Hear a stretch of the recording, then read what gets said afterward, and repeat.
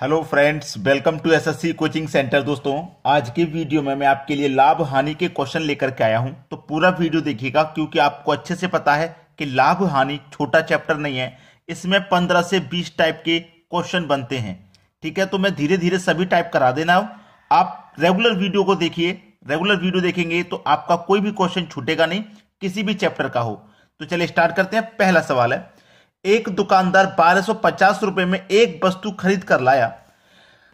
एक होता है कॉस्ट प्राइस और एक होता है दोस्तों सेलिंग प्राइस। खरीद के कितने में लाया? 1250 रुपए में। 1250 रुपए में खरीद के लाया, ये कॉस्ट प्राइस है। और उसे 1340 रुपए में बेच दिया। 1340 रुपए में बेच दिया, वो सेलिंग प्राइस है। जिसको बेचते हैं उसे सेलिंग प्राइस बोलते हैं। खरीदना कॉस्ट प्राइस, बेचना सेलिंग प्राइस। अब देखिए, 1250 रुपए की चीज को आप 1340 रुपए में बेच रहे हैं, तो कितने रुपए का फायदा है? 90 रुपए का फायदा है। प्रश्न में देखिए क्या पूछ रहा है, तो बताइए दुकानदार को कुल रुपए का लाभ होता है, कितने प्रतिशत का लाभ होता है। यानी कि रुपए का लाभ भी पूछ रहा है और प्रतिशत में लाभ भी। तो रुपए में तो भाई 90 रुपए का लाभ हो रहा है। रुपए में तो 90 रुपए का लाभ हो रहा है। पहला आंसर तो ये आ गया। दूसरा पूछा प्रतिशत में, तो चलिए प्रतिशत में निकाल लेंगे। 90 रुपए का लाभ हो रहा है। लाभ हो चाहे हानि, हमेशा कॉस्ट प्राइस पर निकालेंगे। तो कॉस्ट प्राइस आपका 1250 है और प्रतिशत में निकालने के लिए क्या करते हैं? 100 से मल्टीप्लाई। ठीक है, चलिए अब 0 से तो 0 कट गया, 25 से कट जाएगा 4 बार में और 25 से कट जाएगा ये 5 बार में। 9 का मल्टीप्लाई 5, 9 का मल्टीप्लाई 4 से कर दो, 9 चौक 36, बटे में कितना है? 5। 5 से कर दो डिवाइड, 5 सत्ते 35, एक बचेगा, एक ऊपर, बटे में 5। ठीक है, तो 7.1/5 प्रतिशत, ये आपका दूसरा आंसर आ गया। ठीक है, पहला आंसर था 90 रुपए, रुपए में पूछ रहा था। दूसरा प्रतिशत में पूछ रहा था, तो प्रतिशत में कितना है? 7.1/5 प्रतिशत। दोनों ही आंसर यहां पे निकल के आ गए। ठीक है, चलिए अब देखते हैं अगला प्रश्न। अगला सवाल है, एक दुकानदार 800 रुपए में एक वस्तु खरीद कर लाता है और उसे 600 रुपए में बेच देता है। हानि प्रतिशत बताइए। देखिए, एक होता है कॉस्ट प्राइस और एक सेलिंग प्राइस।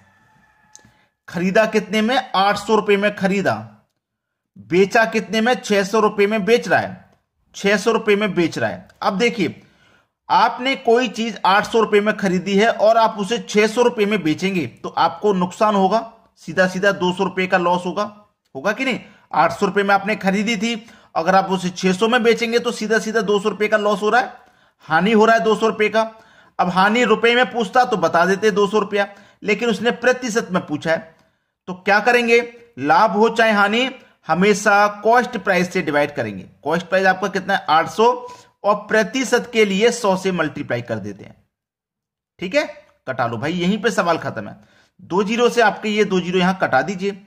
8 से मैं इसको कटाऊंगा, 8 दूने का 16, 4 बचेगा 20।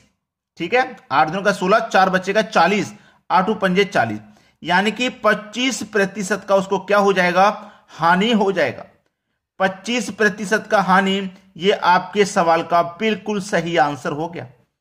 क्लियर है सभी को? इस तरीके के सवाल को आसानी से कर लोगे आप। अब देखेंगे हम अगला प्रश्न। अगला सवाल है, एक दुकानदार एक साइकिल को 1800 रुपए में खरीद कर लाया। दुकानदार उसे कितने रुपए में बेचे जिससे 16 प्रतिशत का लाभ हो? अच्छा सवाल है। देखिए, मैंने आपको बताया एक कॉस्ट प्राइस और एक सेलिंग प्राइस। ठीक है, कॉस्ट प्राइस है उसका 1800 रुपए, सेलिंग प्राइस नहीं पता हमको सेलिंग प्राइस नहीं पता है, सेलिंग प्राइस निकालना है। अब मैं आपको एक चीज क्लियर कर देता हूं। देखिए, कोई भी चीज हो, उसका जो भी मूल्य होता है वो अपने आप में 100% होता है। अपने आप में क्या होता है? 100% होता है। कोई भी मूल्य हो किसी भी चीज का। भाई साइकिल 1800 रुपए की उसने खरीदी है, यानी कि 100% का मान 1800 रुपए है। आप कोई भी चीज खरीद रहे हो, वो अपने आप में उसकी वैल्यू 100% होती है। क्लियर है इतनी बात? 100% होती है।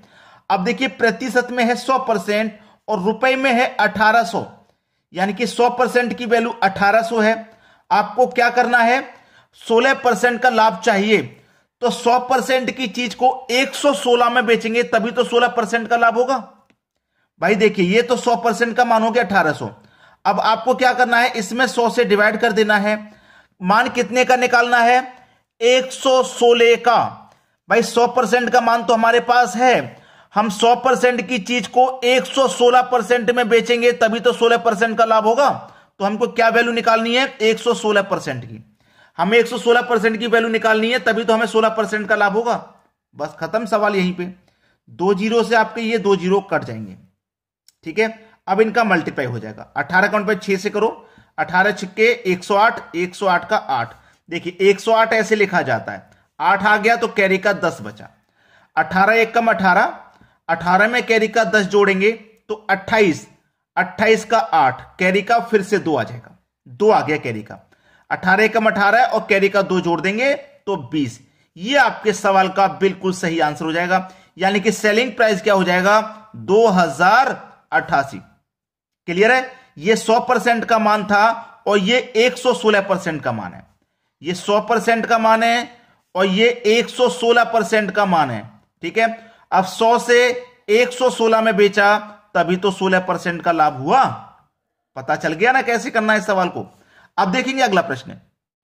अगला सवाल है, एक वस्तु के क्रय मूल्य और विक्रय मूल्य में 5:7 का अनुपात है। क्या क्या में, क्रय मूल्य यानी कि कॉस्ट प्राइस, विक्रय मूल्य यानी कि सेलिंग प्राइस में क्या अनुपात है, 5:7 का अनुपात है।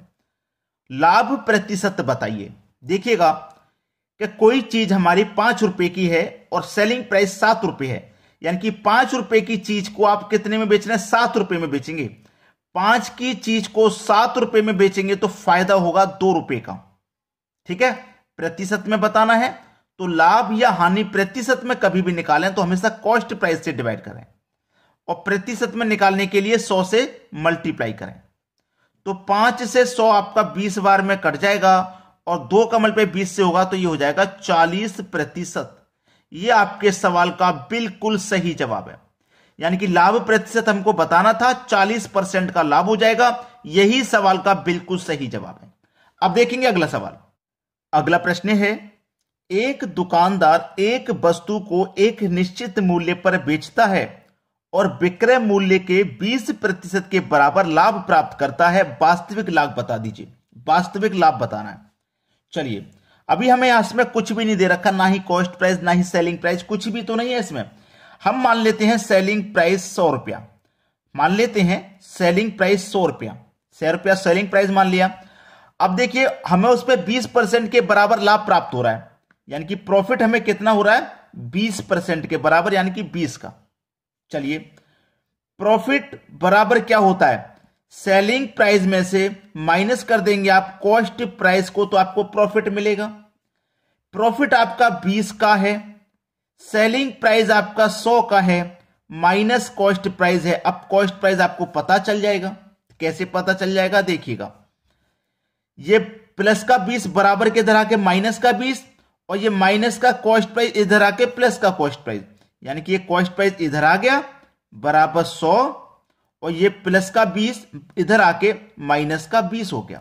तो कॉस्ट प्राइस आपका निकल के कितना आ गया, कॉस्ट प्राइस 100 में से 20 को माइनस किया तो 80 रुपया आपका कॉस्ट प्राइस है। 80 रुपया आपका कॉस्ट प्राइस है। सवाल तो हो गया आप खत्म, ठीक है। कॉस्ट प्राइस 80 रुपया है और सेलिंग प्राइस आपका कितना है, 100 रुपया है। सेलिंग प्राइस आपका कितना था भाई, 100 रुपया था। अब 80 रुपए की चीज को आप 100 रुपए में बेचेंगे तो कितने का फायदा हो जाएगा, 20 का फायदा हो जाएगा, ठीक है। लाभ या हानि निकालेंगे तो कॉस्ट से डिवाइड करेंगे, बता चुका हूं, और प्रतिशत के लिए 100 से मल्टीप्लाई। 20 से कटा दो 80 को 4 बार में और 4 से कटा दो 100 को तो 25 बार में, यानी कि 25% का वास्तविक लाभ होगा, 25% का। दोस्तों, आपको वीडियो अच्छा लगा तो शेयर और लाइक तो बनता है, लाइक और शेयर जरूर किया करें, ठीक है दोस्तों। धन्यवाद।